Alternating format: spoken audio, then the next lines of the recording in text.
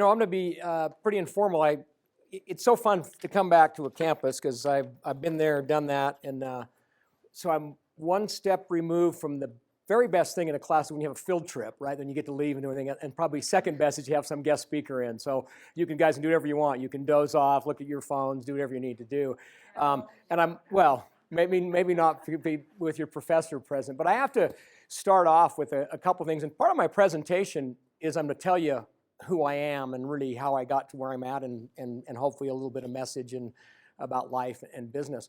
But I want to thank Professor Wilkinson and Slick for inviting me. I'm always humbled because I have my name on a poster with all these really prestigious people, and that whole idea of being a business leader. I'm in business, but that whole leader thing and being somebody that has a message, I just don't really see myself that way. But hopefully I can give you a little bit of insight and as to who I am and why I'm here today. But before I start, I'm speaking to a business class, and that all of you are doing. So just just kind of roughly by show of hands. I mean, you're all you're business majors for the most part. Is that by show of hands, business majors or some variation of that? And you have some of you that are most interested in finance, or accounting, the most boring but the most necessary of all. I mean, it's the most important fundamentals that you'll get. Marketing. Your marketing professor here. So I guess my answer is, business is multifaceted, and we're going to talk a little bit about it today. It's all of those things, and business can be each and every one of those things, and then some. So I encourage you in your university curriculum to obviously you're here to get a degree, learn something, and go on. I'm going to start off with Slick, and I love Slick because I've been long affiliated, and we were just talking about wonderful Utah State, and we were talking about the other school down south, and you'll see in a minute I'm a University of Utah grad, but the premier institution in the state of Utah right here today, without a doubt, and I mean this, is Salt Lake Community College, because it is the most vibrant.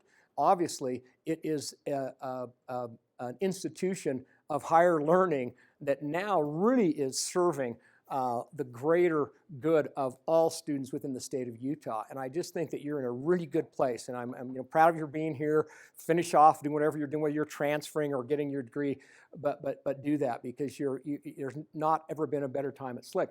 Our affiliation in our businesses, I get into it, is we've been a longtime supporter of applied technology, which probably none of you who are involved in, or you wouldn't be in this particular class, but you have at your Westgate Center, which is beautiful out by the airport. If you haven't been out there, you have a diesel technology program there where you've got students like yourselves that are working on highly skilled, sophisticated diesel technology engines and things. And we've been a scholarship sponsor, I think, there for over 20 years. So we get our diesel techs to work on our equipment and machines from Salt Lake Community College. So I just kind of note that because I have a long-time affiliation, as well as I've been on and off the foundation board. You have a wonderful foundation here that maybe some of you are on scholarship and have received scholarships, and that's a group that goes out to the greater community. And again, there's not a better time and need for the community to support you students in your curriculum. And I don't know how many campuses there are now, 10, or I lose track. And you have outside of having the best marketing brand professor in the state of Utah, you have the best president of an institution. And I think correct me if I'm wrong, but I think all 5 of our higher institutional, of the state of Utah, from Utah State University, are all run by women. And Denise Huftelin, who is, if you ever get in trouble and you get sent to the president's office, let me know. So this will be on record for Denise, is because I knew her when she was a wild sorority girl at the University of Utah. But you have one of the best presidents for a community college, I think, in the country, if not the world. And so you're under great leadership with Denise. So enough with Slick. There you go. There's the beautiful I call it Westgate, West Point Center, and this is the diesel technology program, which is in those end buildings. If you ever get a chance and you haven't been out there, go check it out. So I love to do these presentations because it's like, wow, here's a guy. I wore my Ray Donovan white shirt and my blue blazer, but it's like, who am I? Who is this guy? Now I'm going to date myself a little bit. There was a great movie called Wall Street with Charlie Sheen, maybe way back in the day if you haven't seen it, and there's a great a great, it's filmed in the 80s, and think about Wall Street, and he's a big decadent guy, and he's making all this money, and he's a big capitalist, and there's a great scene where he's in his penthouse in New York, and he just looks out over the skyline, and he just says, "Who am I?" And tell me you don't often just think that, so I'm going to tell you who I am, because I have my young boys, or my adult boys, and there's not a day that goes by, "Dad, what do you want?" I have no idea what I want to do in life. And I tell my boys, I'm 61 years old. There's not a morning that I don't wake up and say to myself, "Man, what do I really want to do in life?" So that never goes away. But I'll tell you who I am today, and who knows what it'll bring tomorrow. So I'm Jeffrey Scott, and I thought this would be really pertinent. And I was telling Professor Wilkinson, I'm going to go back to my college time, and I'm going to kind of relate some things to this. And so just think, here you go, I'm dating myself, circa 1977. I won't tell you who I am in here, but one of the guys with sunglasses.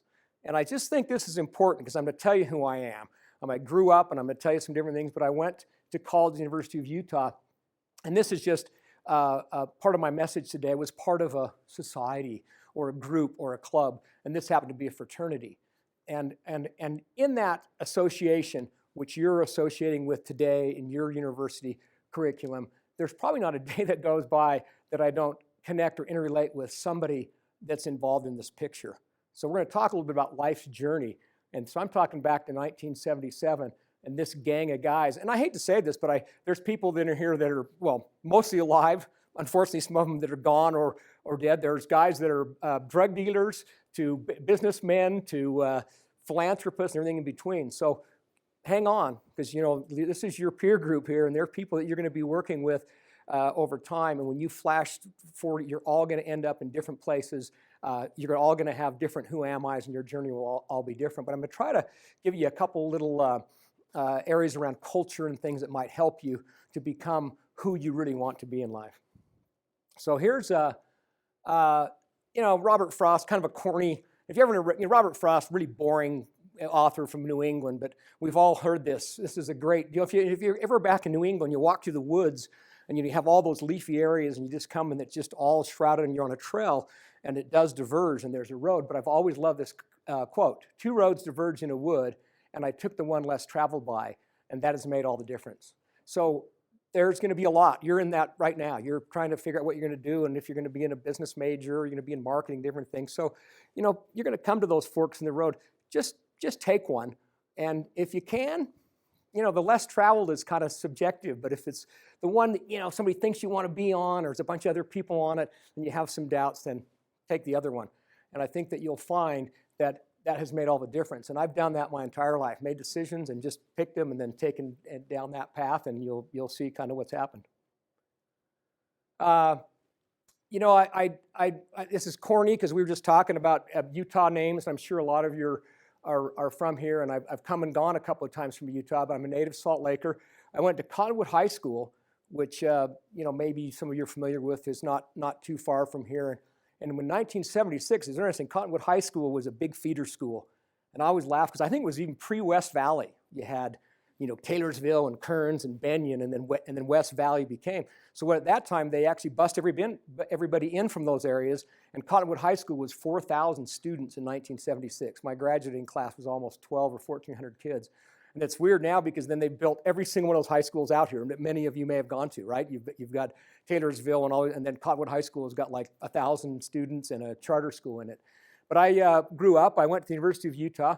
Oh, I did do a little monkhood here, and I'm going to kind of relate to some things here. I did a little stint there in the religious world, and I'm saying that somewhat facetiously, but I did have an LDS mission, and I think a lot of people, I encourage, whatever you do, or maybe you've done it, you got to do something in life that takes you out of the norm, taking that different road. And I still revert back to that. It's probably less organized religion meaningful in my life today as it is really spirituality and globalism that you'll hear about. So take those journeys, because I think they're very important in life. After taking a lot of those trails and different journeys, I actually came back to Utah, and then because I had a global experience and graduated at the University of Utah and had a language, I went and got an MBA from Thunderbird, which is a global management school in Arizona, which now is interesting. It's been a private business school up until about 10 years ago. It's now part of ASU. But that's an area where it began to really formulate my life. And I'm going to talk about some of these principles in society and how I got to where I was. So from that, I've done a lot of things. Business. We're going to talk about business, and the business world is multifaceted. I took a job out of graduate school, and I worked at the Chicago Board of Trade. Literally, was in a training program working in financial futures. And financial futures, go look it up. It's highly leveraged instruments to hedge for mainly banks and large institutions. Well, you were in Chicago for financial futures and interest rate swaps and things along those lines. So I spent some time in that kind of high speed, high world of finance, and then and of all things, then went from there all the way back to Utah with a partner and opened up a retail clothing store. So you can kind of see where I'm going, and there's a lot of the same variables you use in high finance as you actually used in running a retail clothing store. I did a stint in Salt Lake City, Utah, for a company called AIM Plastics. And this is, this goes way back. This is probably the early '80s. Made plastic CT injection molded plastic. Nowadays everything comes in, all your products and different things in an injection molding plastic. Probably my favorite times I worked. The guy that owned the plastic company owned a ski resort, which is now the Canyons Park West. So I got to sell there, and then in the wintertime work at the ski resort. And I always look back and say, well, man, maybe I should have stayed there, and just been a ski resort guy and been a ski bum the rest of my life. But somewhere in there, and I got responsible and thought, wow, let's put my MBA to work. And so I went to work for American Express Company.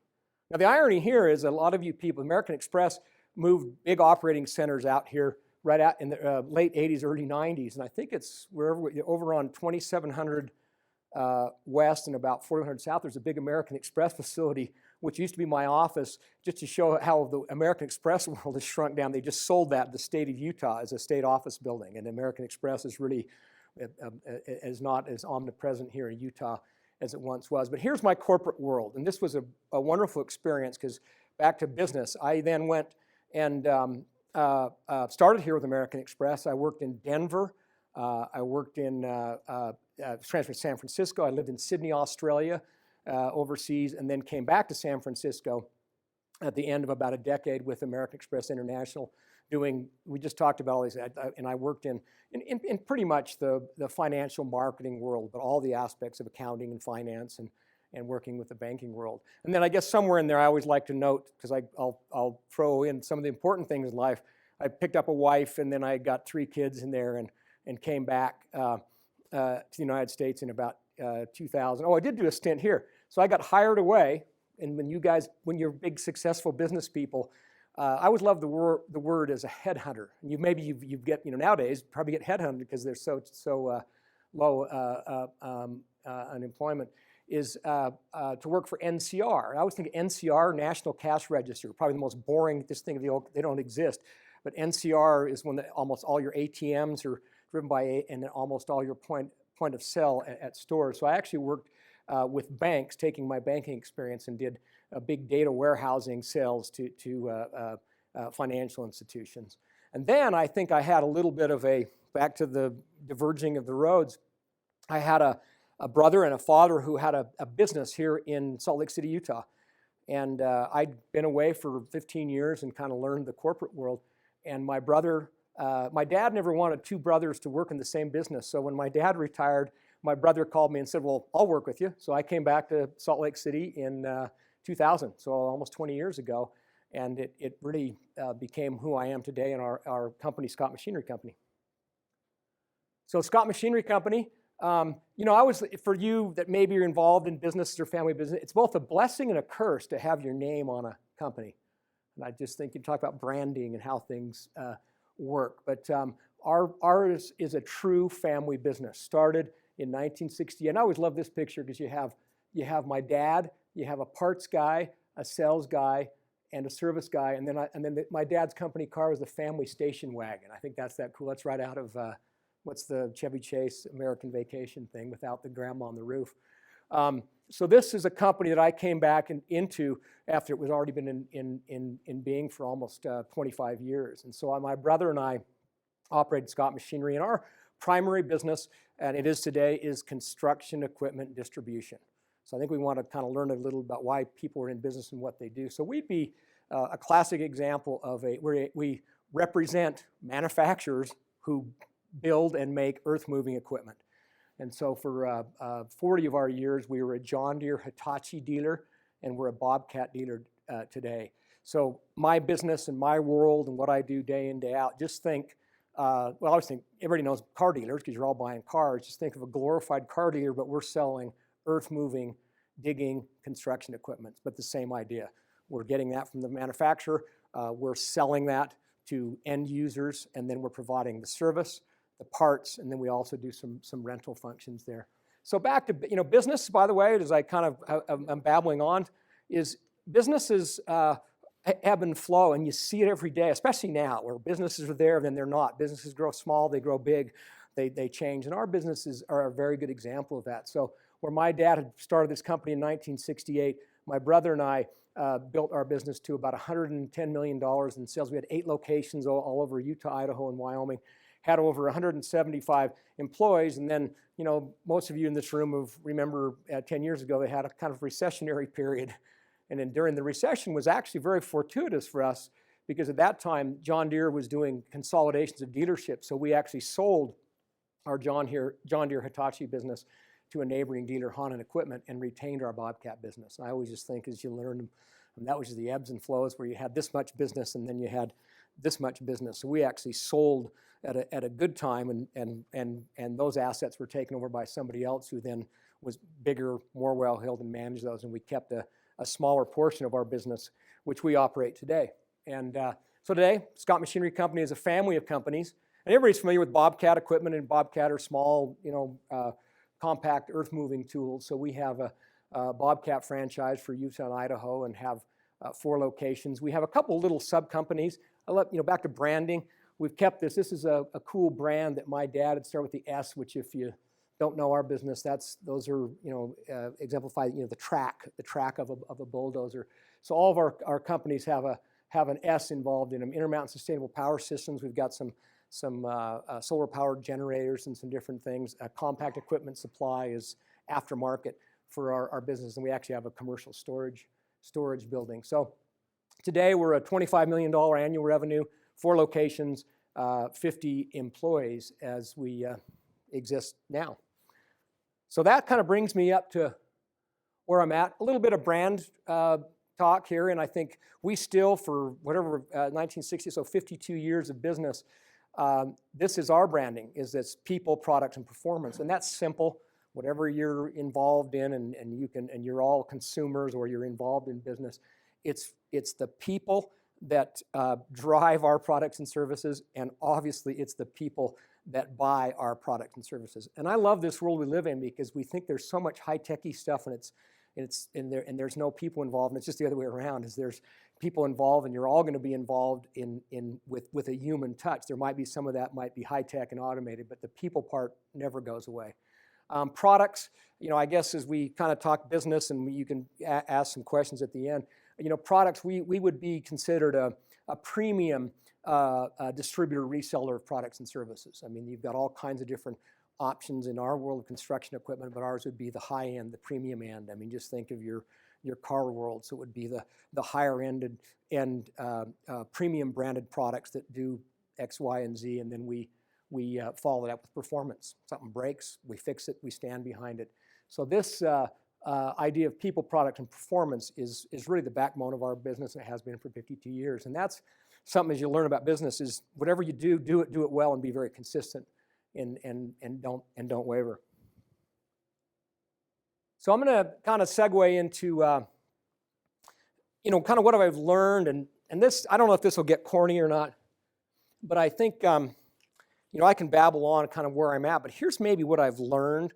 I know I would admonish all of you to do, and I think this is connected to the world of business, but more importantly, it's connected to life and where you're going in life. One of the most famous Harvard Business School professors was a guy named Clayton Christensen. And Clayton Christensen, I think he wrote these books about disruption. and he happened to have a Utah connection. But then Clayton Christensen just passed away, I think, in the last 6 months. But if you haven't read his books, you know about Clayton Christensen, a really theoretical, hard-driven Harvard Business School guy. And whatever you do in life, you know, I always think not to defame the Harvard Business School guys, but they're all a bunch of chumps. You know, they're always, you think maybe you went to Harvard, but whatever they're doing, they're kind of ruling the world. So Clayton Christensen came from that ilk. But I think this is really important. I'm going to read this, and I'm going to kind of segue into my things about life and culture. On the last day of class at the Harvard Business School, Graduate School of Business, Clayton Christensen would ask his students to turn the theories that they've learned and lenses about business upon themselves. And the last day of class, he would ask them, before they graduated, he would ask them 3 things. First, how can I be sure that I'm happy in my career? So everybody think about that for a while. So whatever you do in life, 1, how can I be sure that I'll be happy in my career? And I'm going to kind of hopefully give you some ideas of what happiness is. Second, how can I be sure that my relationships with my spousal and family or whoever I affiliate with become an enduring source of happiness?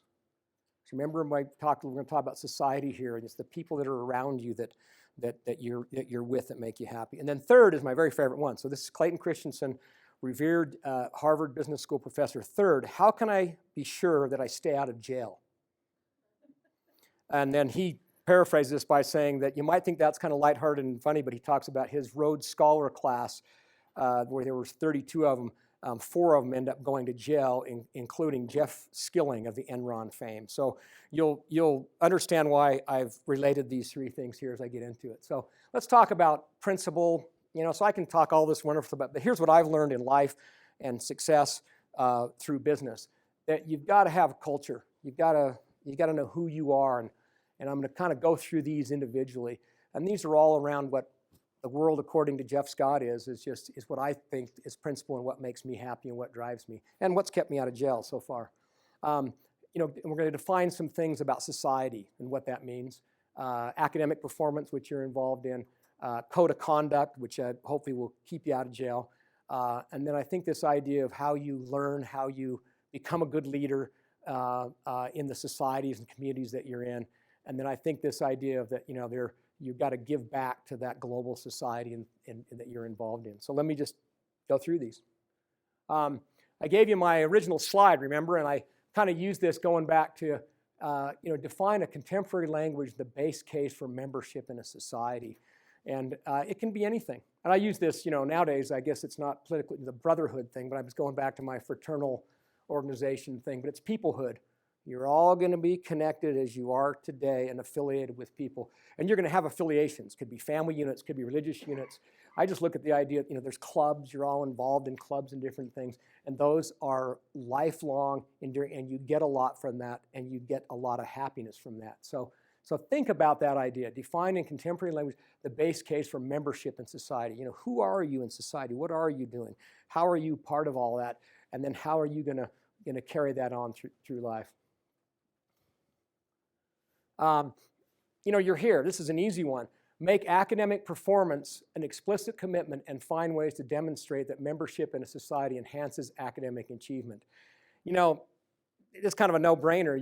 You're in it and you're academically performing, but guess what? It never ends. I mean, there's not a day that goes by that I don't read an article or get self-educated or try to learn something new. So, you know, the intensity of education and being held accountable as far as grades and papers and things, once you graduate, I guess that kind of goes away. But your quest for academics will be a lifelong journey. So, and it won't be alone. And I know there's a bunch of people that are out in the outer sphere, but you're probably with people and you're affiliating with people, so you're not ever isolated. So when you're learning, you're going to learn together, because when you're in business, everything you do is involved with other people. Literally, even if you're a sole proprietor, then your extension of yourself is going to be dealing with one other individual that you're selling products and services to. Think outside of the box. I think it was kind of my best bet of that idea of you know, roads diverge. I mean, you know, when you get to those things, you know, just maybe everybody else is doing this, then maybe think a little bit differently. And then I think, you know, I'm just remember the weird guy in a blue blazer and the Ray Donovan shirt is experience. I mean, you'll be amazed how much you learn in time and experiences. And I think those layer on top of each other. And I don't know that I ever know much more now than I did then, but I think some of those experiences maybe have given me the ability to make better decisions. Whoops, that might be me if it's, well, I have a thing, if it's one of my kids, I have to answer it. Hey, Shep, I'm right in the middle of my presentation. Okay. Oh, that's, by the way, I'm going to kind of talk about my family and kids at the very end here, but yeah, I have a kind of a thing that I have 3 adult kids, and I've always had this thing, I don't know how you guys are, I call it the combobulator, but if the name of any of my 3 boys and my wife, I always answer it, meaning that, could be something that's needy or, an emergency. But I'll finish this and I'll talk about my family. Establish and self-enforce a code of conduct which makes societies in the paradigm of responsible social behavior. That's a mouthful, but if you haven't already, establish what your code of ethics are and what makes you happy. This whole Clayton Christensen thing, he talks about this it's that exception. It's the people that, that day they, take your pick. I mean, if it's criminal or obeying the speed limit, once you say, oh, I'll just do this one time, if you're going out of your code of ethics, usually it's going to end up blowing up and get in trouble. But determine what your code of ethics is and what your code of conduct.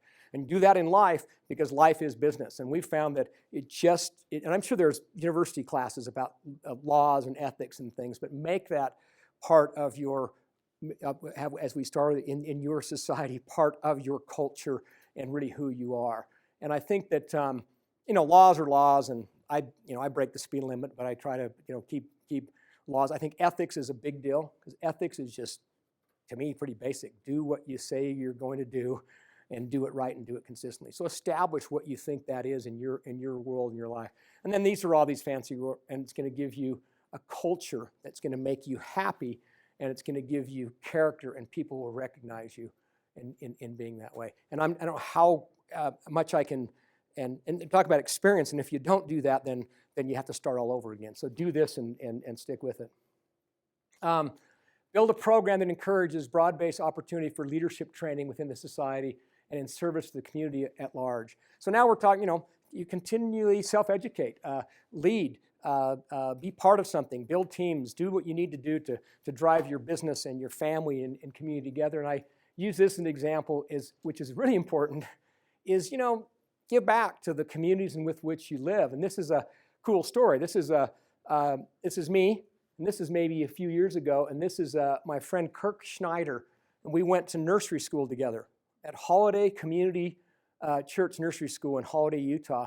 And I use this because about, whatever this was, 3-4 years ago, there was a little editorial in the paper saying that they're redoing the playground at Holiday Community Preschool, and if there's any alumni that want to come and help and participate. So poor Kirk and I went and volunteered, and we with our respective companies, spent 2 months rebuilding a playground at our preschool that we had gone to, 60 years before that, or 55 years before. So you're going to be connected. Remember, I talked about the kind of society and groups and where you're at. So here I am going back and doing a community service project 55 years later at my preschool. So, and this, this is part of that. That's experiencing. That's taking the lead and doing these things. Serve and share, and you're all well into life and you're doing your thing. And I just, there's an old adage that when you're really down, and there's a big thing even in like the addiction world or in the depression world or mental health. If you're really down and out, then just do one simple thing: do something for somebody else, and immediately your feeling and your mentality changes.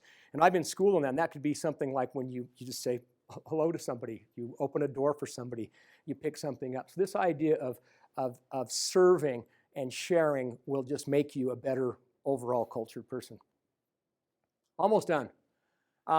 So connect these attributes of society membership to the outcomes of professional careers in lifelong participation in a global society as an engaged citizen.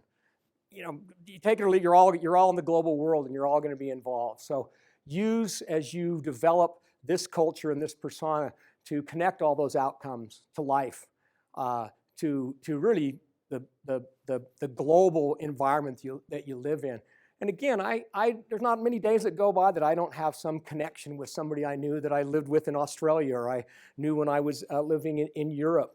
Or this is a deal where I went and rode did a bike ride through, this is Tiananmen Square in Beijing a couple years ago, a guy I'd gone to college with who was a law professor. So go out and your professional career and building that culture and that experience are going to connect these outcomes, are going to equal life. And I think that in this world, they're going to be in a global society. So be engaged and get out and connect those outcomes of life. So who am I? So I can kind of wrap this up and let you know that, I am a Utah man in more ways than one. And I'm a businessman. So these are just, I'm a globalist. I'm a family man. I hope I'm a friend. I'm a colleague. I'm a brother. Here's a picture of my wife jumping. I should probably put there to be a good spouse, but I think that comes in that friend and family man. And then here's my family. So I've got I already got 4 sons. And by the way, the other guy went to Salt Lake Community College. Here's a good story. So these are my sons. This is Shepard, who's 26, who is a transfer student. They came back. He went away to college. You guys probably then came back and worked for a while, and then went to Slick and then transferred to the U. This is middle guy Sam, who is a transfer student and is now a school teacher. He's out in a after-school program in teaching in Magna.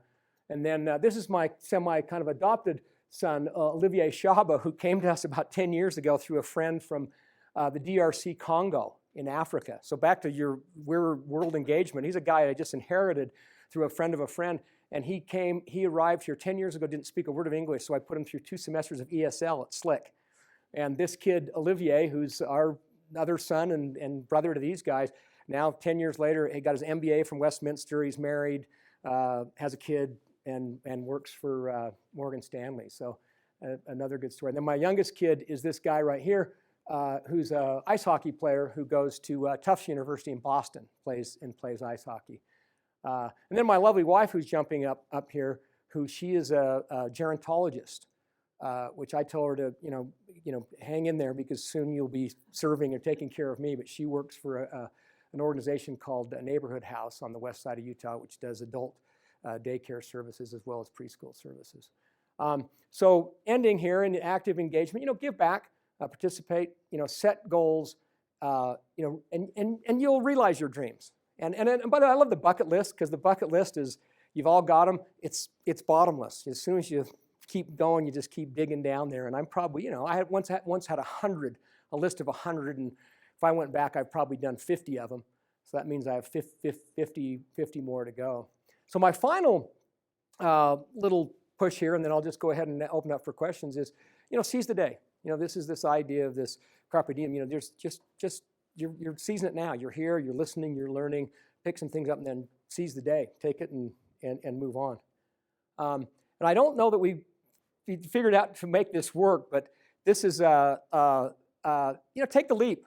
Once don't be afraid to make decisions. And I think we were trying, Professor Wilkinson and I don't think we're going to get this to work, but this is, if you ever watch those wingsuit guys and they jump off there, but I just think that's the most, you talk about taking a leap, when they stand up there with those bat suits on. But sometimes you feel that way. But my thing is to encourage you, and you guys can look this up. It's this Brevant wing, this Valery Rosov, is take the jump. And guess what? You'll get wings and you'll fly through the air and you'll land somewhere as you have in this. And then I'll end on a little hockey thing and open up to questions. Any hockey players, by the way, or hockey fans? Just Utah, it's become a little more popular here. But this is one of the great quotes. Wayne Gretzky, who surprisingly, as you read about Wayne Gretzky, probably in all sports, is still the great one. He's broken so many records that as an individual in a sport, this guy, Wayne Gretzky, is probably the greatest athlete of all time, not only in hockey, but all sport. But you miss 100% of the shots you don't take. Wow, corny but real. So take the shots. You gotta take the shots, because if you don't, you'll miss 100% of those opportunities if you don't take them. So that's my little presentation. It might be a little bit different from what you're used to, but in talking to Professor Wilkinson, what I like to do is just kind of open it up, and you might have very specific questions. I'm a pretty transparent guy, and I think there might be some more about business and my business and what's going on and things you can get into. So I'm all yours. Yes, sir. When it comes to company culture within your organization, what do you focus on as far as what you do to promote the culture? Yeah, and that's a really good question. So it goes back to my little company, 1968. So you're talking about culture. How do I promote culture in our company? It's constantly reinforcing in our people those acronyms, the people and product and performance. So we have everything from team building exercise to little squingy balls that have those things on. So it's constantly driving the message in our company as to who we want to be. Now we have a mission statement which expands a little bit more on that, and it's things like that as the customer satisfaction and quality service and giving back to the community. But I think if that answers your question, you constantly have to keep promoting that, training your people to be in and around and living it, because as soon as you don't, then they forget about it and they don't answer the phone and they let it all slide and drop. Does that help? Yeah, I have a second question, if you don't mind. Yep. How much longer do you plan on working before Yeah, you're that's a great question, because that's just like the first part of it. Yeah, well, I'll answer that. I get asked that all the time by my wife and my kids. I'm maybe a product of our baby boom. Your grandparents' era, but my father, they all wanted to retire when they're a certain age or 65. So I don't ever see me not working. How's that? Now, as far as running day in, day out of business, I'm in a position now where I'm kind of transitioning that to some managers, and I would probably work less, if that answers your question. But I like working, and I think I'll be doing something in and around business or work. Well, my question was, what are you doing to ensure the success of your business after you're gone? It's a really good question. Yeah, so that's probably the biggest challenge that one would have if you're involved in a family business, which has now gone from one generation to a second generation, and now I'm the steward of either it's going to go from a second generation to a third generation. And yeah, and the stats are, I think over the third generation, like less than 2% or something like that. So right now, for our manufacturer, I have to file a succession plan annually.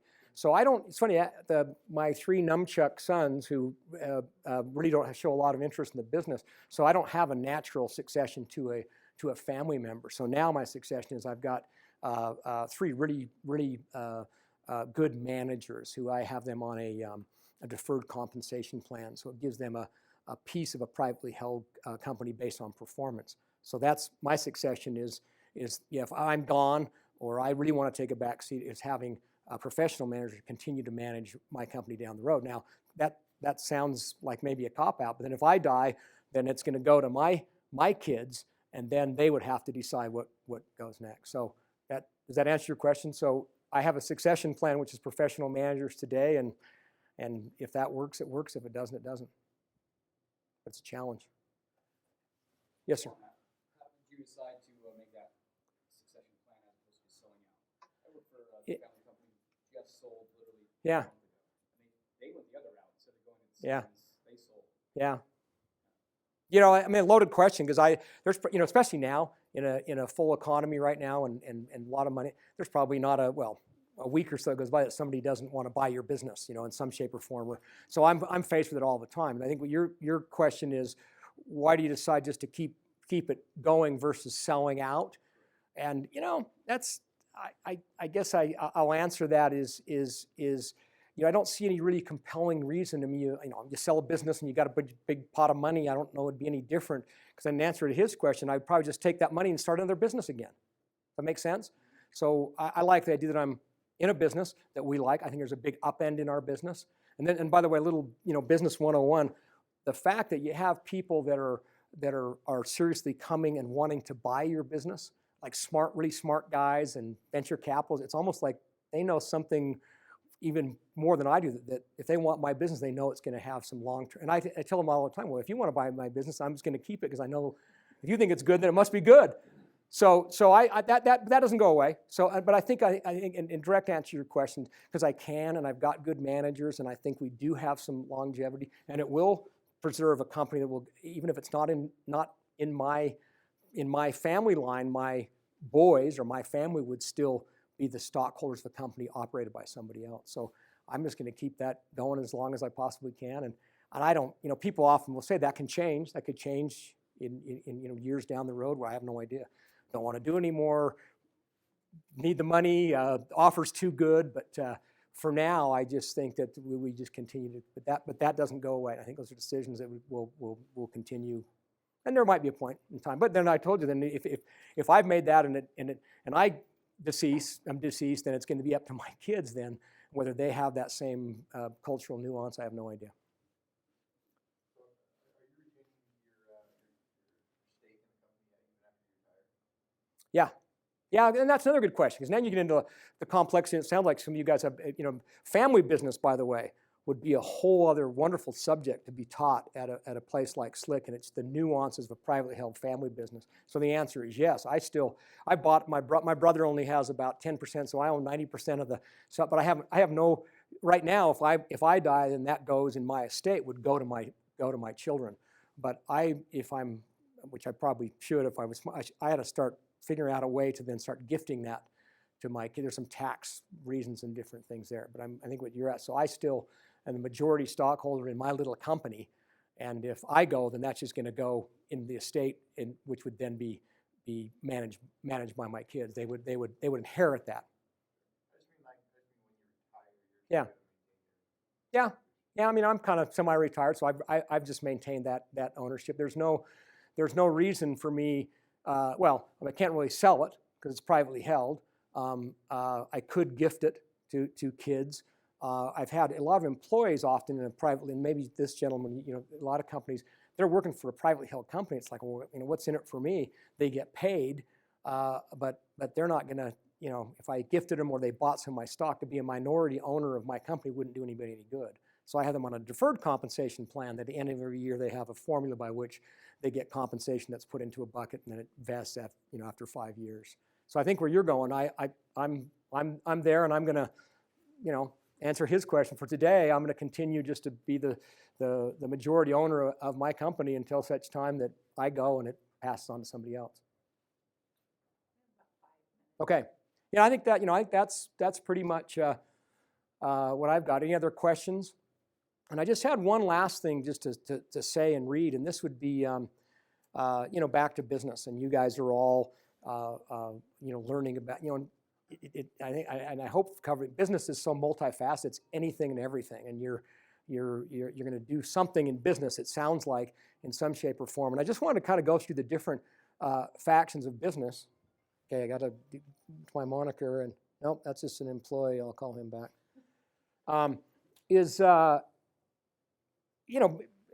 Business is just it's a weird term, and I think when I talked earlier about marketing and branding, those are components of business, and you learn those and do those well.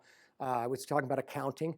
Accounting, it's just you're all accountants because you're balancing your bank account and your checkbook and things, but accounting is a fundamental thing. And then, code of conduct, there's a big fiduciary responsibility. Man, if you don't do your books and things, guess what? The government comes and shuts you down, the IRS. So I think accounting is a really important part. I always think of the combination of these things. Finance. Finance is kind of the young guy going to Tufts. They're big high-powered school, and they all want to be in finance. And I go, well, what? I tell he's a 22-year-old hockey guy. Well, what's finance? And he goes, well, I don't know. You just make a bunch of money.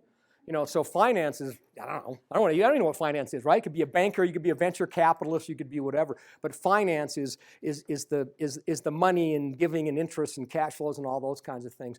And then the most important part, and I'm going to read this little quote, is management.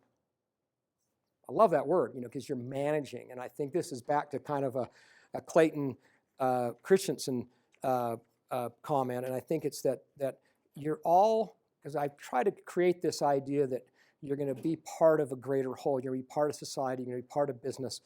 And as far as business is concerned, regardless of any of these different disciplines that you do very well, you'll be using all of those. And I'm a good example. I used a lot of it in the macro world, working for a big international corporation. I've come back to Salt Lake City, Utah. I use all the same components in a micro company as you do in a big macro world, I guess, net that I don't have to report my earnings on a quarterly basis to public stockholders. I mean, there's a nice thing about being private. But management, probably the best discipline you can learn under this guise of business is management. Here's why. Clayton Christensen, again, in his conclusion in all his worlds at Harvard Business School, management is the most noble of professions if it's practiced well. No other occupation offers as many ways to help others learn and grow, take responsibility and be recognized for achievement, and contribute to the success of a team. More and more MBA students come to school thinking that a career in business means buying, selling, and investing in companies. That's unfortunate. Doing deals doesn't yield the deep rewards that comes from building up people. So if I had to kind of end today, and if you're in business is people, and the managing of those people is probably the most rewarding thing. The guy that just called, I've got 50 employees, and there's great delight in that they're helping you drive something and driving a business. But if you're a good manager, outside of all the accounting and the financial and all those kinds of things, is managing those things, is again that you're recognized for that achievement because you're building people and you're building what they do. So be a manager in your business, and then be someone that can be managed and learn from that. So I think this idea of management is an extremely important component of business because you can't do without it. But thanks all. I appreciate it.